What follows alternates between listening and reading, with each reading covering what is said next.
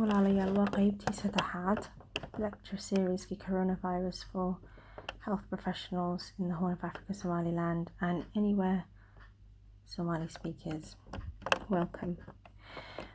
So this slide is looking at the proportion of non-mild, severe, or critical symptoms. Contagion is when the person has, or the virus has taken hold. They have got the virus, they've incubated it, and they have it. So 30% have no symptoms, and they can incubate it from between 0 to 14 days. Mild to moderate, 55%. They are considered contagious for much longer, up to 21 days. And that can be with no symptom portion, then the mild to moderate symptoms, and then a period of immunity. Mild to moderate is about 55%. Severe, which is about 10%, from the beginning of contagion, they can shed for a long time. On this is up to 25, it can be longer. Critical is 5%, they're contagious also for a longer time, and you can see that, and the death rate is very high. So these are showing no symptoms, mild to moderate, severe and critical. This is a pathway that primary care family physicians like myself use when a lockdown situation has been announced. Private clinics, primary care family physicians need to find a way of remotely consulting, i.e. af somali dadkooda la hadlo oo aynan iman goobka caafimaadka, because haday dadku cudurkii loo maleeyo inay hayaan, even hadday mild tahay oo si fudud ay u hayso, hadday saliimada tagaan, hadday goobka caafimaadka tagaan, dadkii bay qabadsiinayaan. Qofkii ay cuntada ka iibsanayeen, receptionist goobka caafimaadka, dadka baska. Marka waxaa fiican qofku waa inuu number la siiyo oo la yiraahdo haddaad cudurkaa isku aragtaan meelna ha u soo baxina, because 80% baa loo maleeyay inayn ama waxba isku arkin ama cudur yaro khafiifa, dura yaro khafiifa ku dhacdo. Dadkaasi uma baahna wax kale, paracetamol yar, biyo yaro caadigoodii, laakiin guriga ha joogaan 7 maalmood. 15% ayaa loo maleeyay inay cudurkani ku xumaato ama naqastu ku dhegto ama neefta kasoo bixi weydo. Kuwaasi waa inaa si degdega loo caawiyo. Hadii telefoonka soo dhacay neefta igu dhegsan, waa ina ama si degdega ay goobka caafimaadka imaadaan oo meesha hot zone-ka ama red zone-ka ay imaadaan, qof PPE gashan, nurse ama doctor maryihii daafacaada gashan weeyaan. 5% waa emergency weeyaan, waa kuwa ambulanska lagu gurayo qofkiiyo hadliba kari waayo, jiqa. Kuwaasina de waa ambulansiskana waa inay maryaha daafacaada haystaan, PPE-ga. Marka muhiimadu waxay tahay Somaliland iyo waddan kastaba Africa waa inay telephone line ay dadka loo sameeyo. Marka telefoonka dadku markay qaadaan, telefoonka markay dadka dirtaan, waa in informationkoodii meel lagu qoro oo qofkaas oo numberkaas oo meesha degan oo da'daas ah ayaa soo hadlay, informationkaas aanu siinay. Because hadduu xaaladiisu xumaado, kol labaad soo hadlo, recordkiiba dib loo eegi karaa, waxaa la oran karaa asaasaanu ku oranay, imikana wuu sii xumaaday, bas ha imaado. Waxyaabahan record keepinku waa muhiim. waa waxyaabaha la yidhaahdo clinical governance. iminka Mareykanka iyo Ingiriiska iyo waa waxyaabaha dadka ay dhakhaatiirta ay dhibta u galaan, because record baa loo baahan yahay. record la-aantuna waa dhib. qofka kala daweyn iminka shift, qof walba shift buu shaqeeyaa. could be anigu historygii baan qaaday, qof imaaday, qof kala examen gareeyay, qofkii examen gareeyay could be hadhow markuu qofkii patientkii imaado historygeygii la waayayba, marka qofkaasina waa qofkii patientkii baaba taagan meesha, marka cudurkii baa faafi kara, because historyga 30 minute bay qaadan kartaa in la qaado. tan already telefoonka ku weydiiyey, waxaa loo baahan yahay inay recordkii meeli taalo. marka waxaan oo dhan ka sii fikiraa, waxaan oo dhan waa in laga sii fikiro. qofka hadduu cudurkii ku dhacdo waa inuu aqalkiisa aanan ka soo bixin. dadka kale la deganna 14 maalmood ma soo bixi karaan.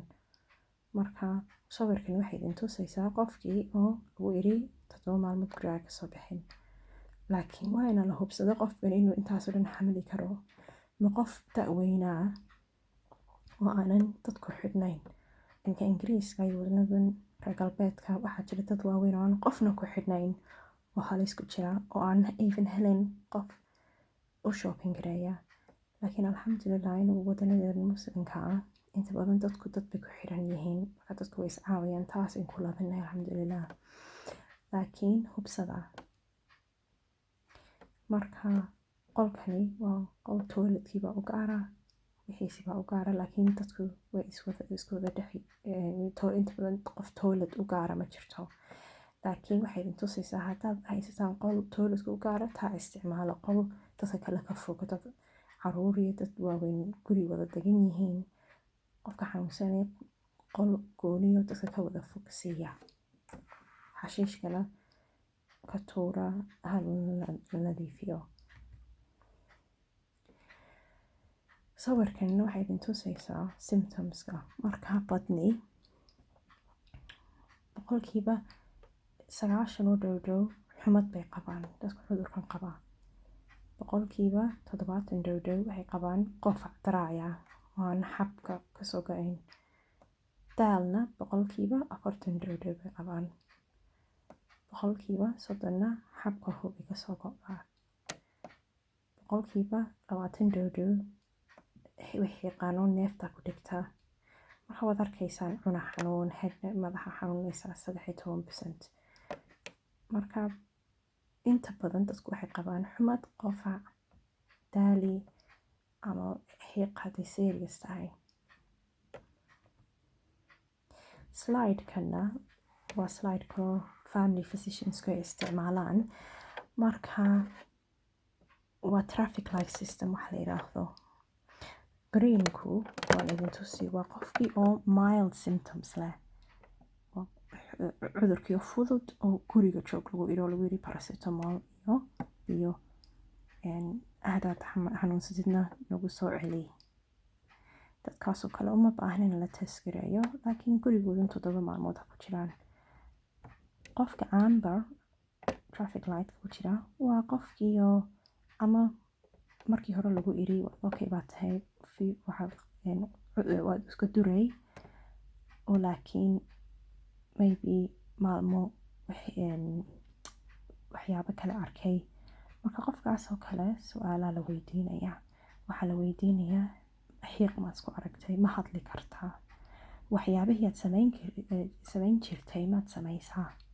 because su-aaladaasi waxay qofka eegayaan inuu neeftii ku dhegaysay in kale. marka slide kaloo si cad u clear garaynaysaan idin sheegay waa waxyaabo muhiim ah. marka don't worry, slide kala jirta.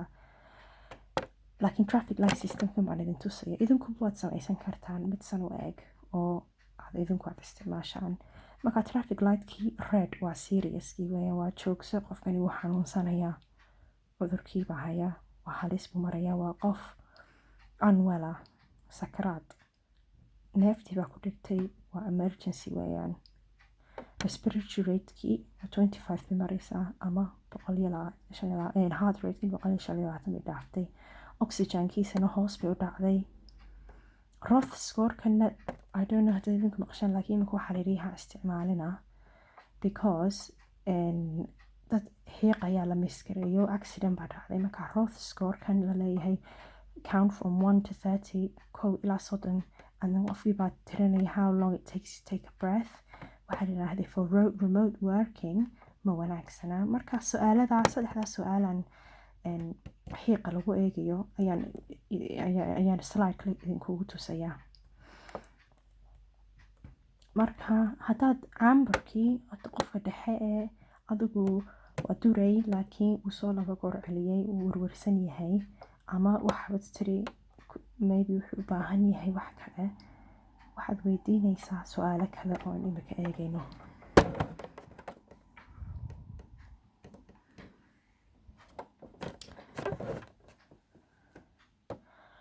hadduu cliniga kugu imaado qofka dhexe ee aad tiri bal hala eego waa inaad PPE gashatid hadduu paracetamol fluid oo intaas ugu ladnaan waayey 7 maalmood ama even hadduu 2 maalmood 3 maalmood laakiin kasii daray oo uu aan xiiq badan lahayn oo aan u baahnayn hospital admission waxaad ku eegi kartaa antibiotics hadduu weliba xab badan kasoo go-ayso ama asma qabo marka antibiotics way kala fara badan yihiin amoxicillin clarithromycin hadduu cuduro kale waxaad weydiinaysaa sigaar maad cabtaa waxaagii dhan trainingkaagii ka wad imika ha iloobina dhakhaatiir baad tihiin nurses baad tihiin marka all of your trainingkaagii ha iloobin just because waa cudur cusub coronavirus waxaagii iyo normal nursingkaagii dhakhtarnimadaadii caadi daad tidhaahdo qofkani xiiq badan ma leh uma baahna inuu hospitaalka galo because ventilation uma baahna ama CPAP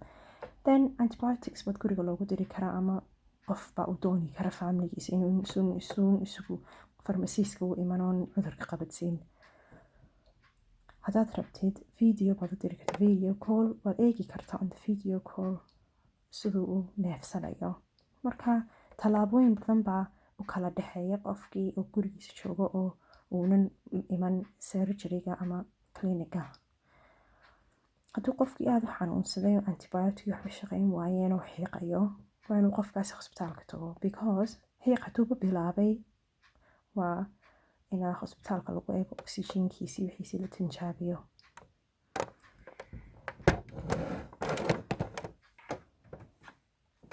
su-aaladii aan kuugu lahaa xiiqa telefoonka dadka markaad ku wareysanaysaan bay ku wanaagsan tahay waa kuwan af soomaali baan ku macnaynaya because af ingiriis bay ku qoran tahay qofka waxaad weydiinaysaa maanta xiiqaadu horta wax hadalkaagu waa sidee qofkii markuu kula hadlay waad ka dareemaysaa haduuna hadli karayn buusan u hadlo oo uuna hadli karaynba uun jawaab hagaagsan ku siin karayn taasi waa number 1kii waxaad weydiinaysaa markaad xiiqaagu ma wuxuu sabab u noqday inaanan waxba qaban karayn oo aanan bixi karayn wax gashan karayn cunto karsan karayn ka socon karayn qofku hadduu haa iraahdo waa halis weeyaan haddaad weydiisid waxay aad qaban jirto dhan ma ka joogsatay xiiq awdeed oo naqaskii kugu dhegay taasina waa halis weeyaan hadduu qofku haa iraahdo 3 question qofkaasi waxa u fiican inuu hospitaalka imaado because qofkaasi waxaa loo malaynayaa inuu u baahanayo CPAP ama ventilation CPAP-kana waa continuous positive airway pressure waa mashiin yaroo aanan loo baahnayn inaa qofka ventilation lagu sameynin marka uu ka yar iisiisan yahay because waa face mask waa oxygenka ugu socotaa laakiin meel kasta laguma hayo laakiin wuu fiican yahay qofku full ventilation u baahnayn slideskana waxaa ay ka hadlayaan pneumoniaha marka slideskan waa again waa serious questions waxaad weydiinaysaa qofka aad maad u xiiqaysaa qof dhiig maad tufaysaa debnahaagii buluug may noqdeen oo oxygenkii may kaa yaraatay gacmahaagii ma waxaad dareemaysaa qabow ma confuse baad tahay masi suuxaysoo kala tahay, kaadidii may ku yaraatay, may kugu dhegtayba, si dawaqaysa ma tahay. waxyaabahaasi waa dadka emergency. hadduu qof waxyaabaha yiraahdo waa emergency weeyaan, wuxuu u baahan yahay qofkaasi ina hospitaalka la keeno. marka dadka questionska weydiiya, qorana haddii waxaas ay jiraan, because waa inuu qofkaasi loo diyaariyo inuu hospitaalka imaado. su-aaladeeni hore, temperatureka, respiratory rate, pulse iyo confutionna, again you can use clinical judgmentkaaga. hadduu qofku very short of breath ahayn, aad u malaysid inay just could benefit from antibiotics and then follow up, waad samayn kartaa. laakiin hadduu qofka new confusion leeyahay ama pulsekiisu greater than 100 yahay, could be inuu qofkani pneumonia qaba, either viral or bacterial, not sure. dadkaasoo kale, it's a grey area. some people say could be try antibiotics community-ga ha joogaan hadday joogi karayaan, haddaynan joogi karayna hospitaalka ha imaadaan. qofku hadduu jilicsan yahay, for example xaamilo, qof da-diisu weyn yahay 70 dhaafay, qof iska xanuunsanaya, dadkaasoo le waa loo baqay. qof dawooyinka qaata daafacaada yareeya, steroids, immunosuppressant, qof chemotherapy, cancer ku dhacay, waa dadka iska jilicsan ee laga baqay, ee loo baqayo. marka dadkaasi hadday cudurkan qaadaan, badnida waxaa la odhanayaa hala idin eego, because dadkaasi horey u xanuunsanayaan intensive careda. marka hadduu qofku fever, cough and then shortness of breath leeyahay and wuxuu qabaa cuduradaas, waa inay hospitaalka dadkaasi imaadaan. marka eega guidelineskan waan soo yar dhaweynayaa. dadkaynu qaybin karnana slideska insha allah waanu qaybin.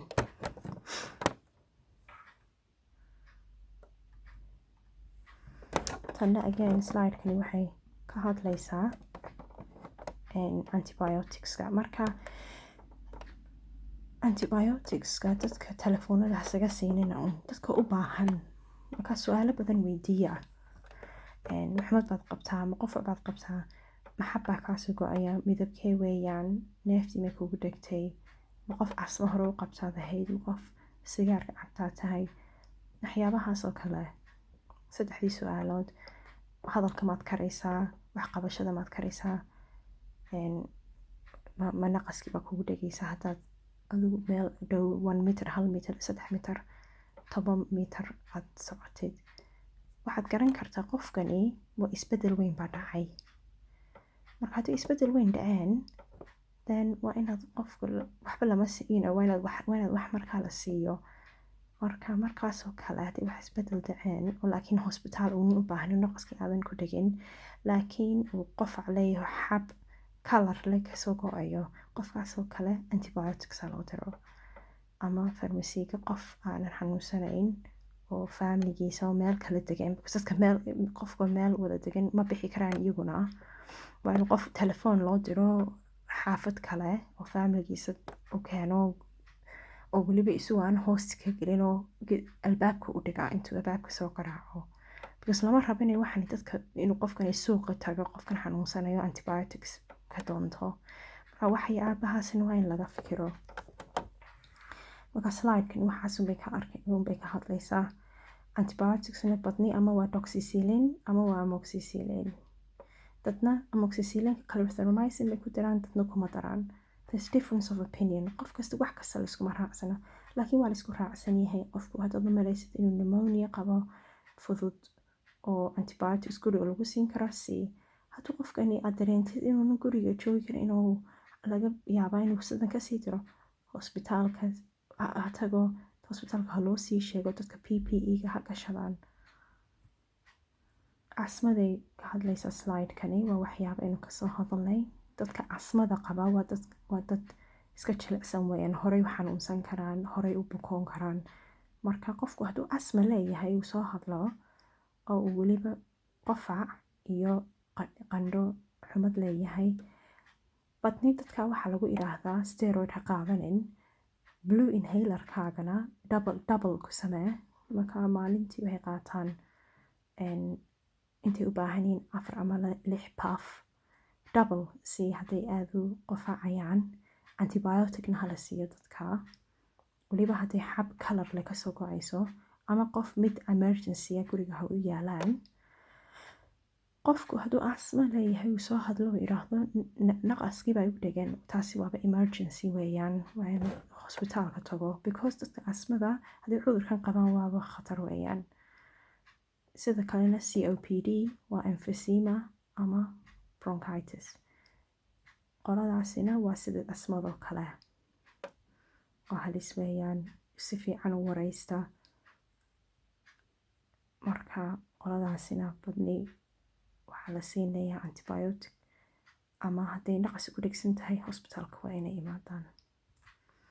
Bronchitis iyaguna waa cudur sababyada ku dhacdo infectionka ay aada u qaadaan.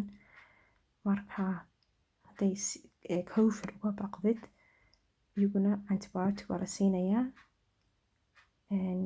Markaana antibioticaasi 7 ama 14 days of doxycycline ama amoxicillin, then waad u bedeleysaa haddayna waxba ka tarin. Laakiin hadday naqas qabato waa hospitaalka. Interstitial lung diseasena waa sidaa isleeg. Obstructive sleep apnea-dana waa dadka inta badan quuriya oo naqaska ku dhegto markay quurinayaan. Marka dadkaasuna naqaska ku dhegi kartaa. Marka iyagu inta badan CPAP machine bayba haystaanba. Waa wadanada reer galbeedka lagu arkaa cudurada, waa dadka aada u obese-ka for example, ama qof saa kusoo dhashay. Dadkaasina way isgaranayaan.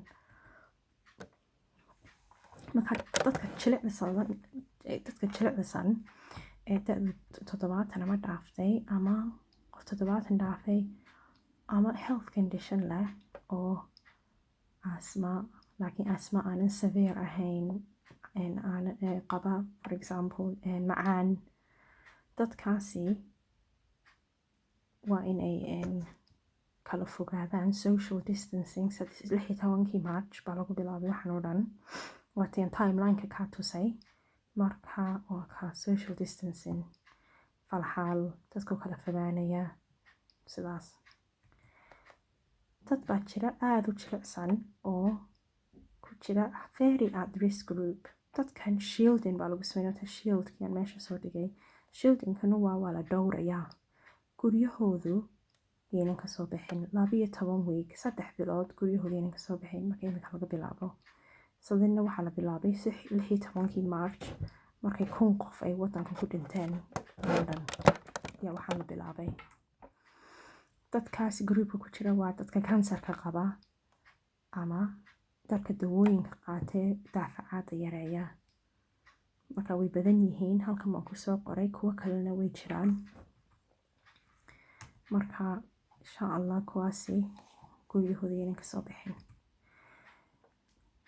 Marka dawadan hydroxychloroquine ee uu Donald Trump markasta ka hadlo amaano, markaysaan Donald Trump dawadan amaano markasta oo yiraahdo waa dawada coronavirusta.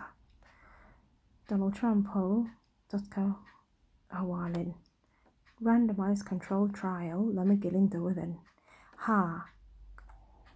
Case study-gan waxaa la eegay hydroxychloroquine iyo azithromycin hadday wax ka tarto cudurkan SARS-CoV-2.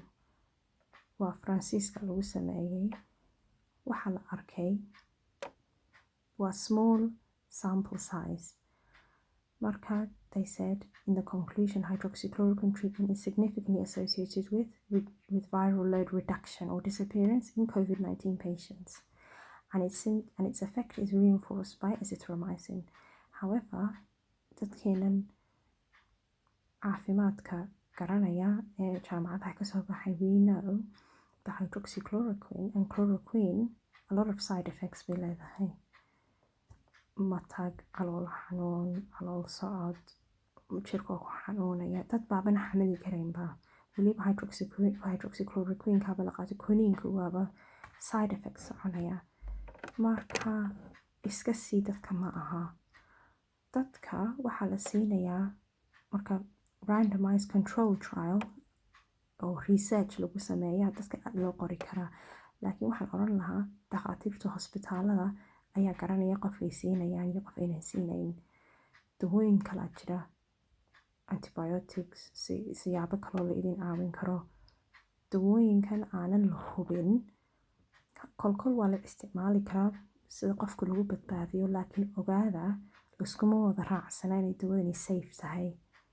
Marka saa ogaada.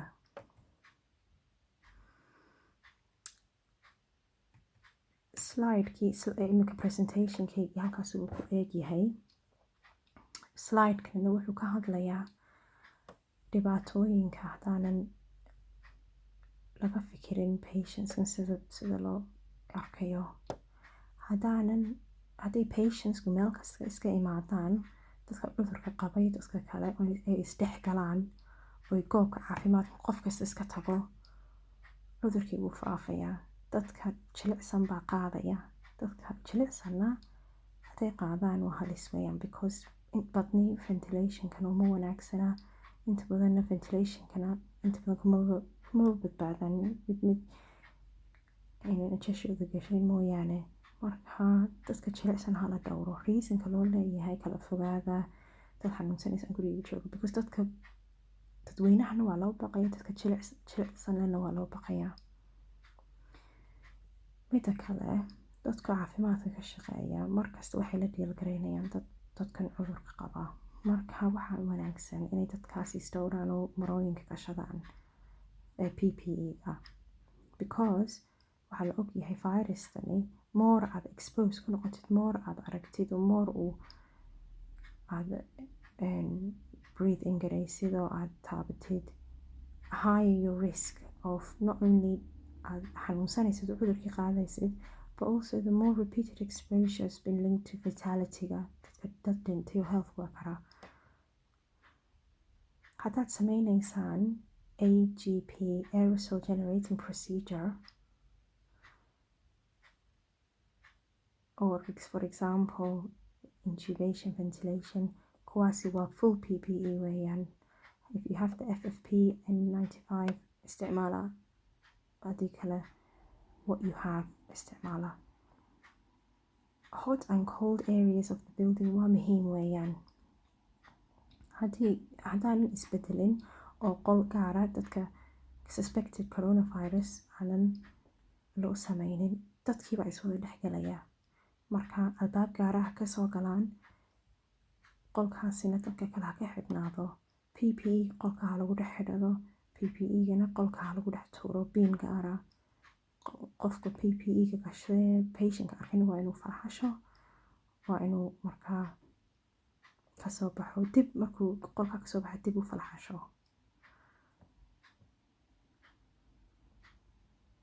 Iminka waqtigan Ingiriiska aan videogan ka duubayo waa la dhaafay markii la weydiinayay halkan maad tagtay iyo wadankan Shiinaha maad tagtay, wadankan Talyaaniga maad tagtay. Iminka waxaa laga baqay inuu qof kasta cudurkan qabo because waayo 80% waxaa loo maleeyay inay dadka cudurka qabaan laakiin aynan muujinayn, aynan xumad lahayn, aynan qofac lahayn. Marka iminka klinikayga waxaa la sameeyaa dadka telefoonka ama videoga ayaa laga wareystaa. Su'aalo fara badan baynu weydiinaa ku qornaa computerka. Waynu la soconnaa dadka. Hadday khasab nagu noqoto hadda qof la arko, waa ina PPE qol u gaara ay lagu arko. Haddaanan sidaas sameynin oo tidhaahdid qofkani waa macaan buu qabaa, dawadii macaan ku rabaa for example, laakiin waxaa qofac iyo qandhad ma haysta haska imaado uun. Had kasoo qaadato qofkaasi viruskii ay ku jirto laakiin aynan muujinin oo ilaahay saa ugu talagalay. Viruskii buu adiga ku qabadsiinayaa, dadkii oo dhan ee buildingka qabadsiinayaa, waa khatar weeyaan. Marka nidaam ha loo kala yeelo dadka.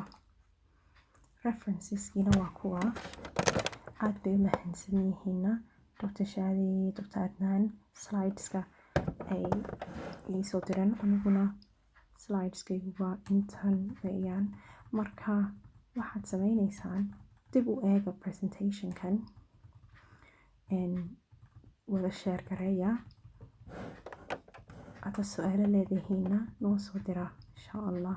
qaybta labaadna waa iyadii oo laga hadlayo sida PPE demonstration, PPE-ga sida loo gashanayo, sida barrier nursing-ka loo sameynayo, hot and cold zones of the hospitalka insha allah. marka sidaa, assalaamu calaykum waraxmatullaahi wabarakaatu.